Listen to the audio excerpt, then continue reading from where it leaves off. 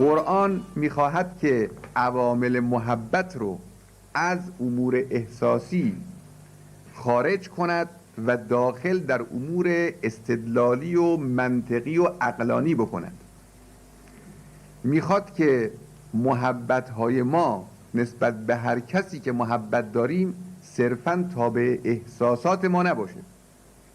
فلانی چون خوش اخلاق است، چون دارای صدای خوش هست، چون دارای جمال هست، چون دارای فرضیه در حرکات هست، چون به من اظهار محبت می کند من به او محبت پیدا کنم. نه، بلکه میخواد این محبت تابع یک عامل عقلانی معنوی خارج از احساس باشه و او چیه؟ او ایمانه.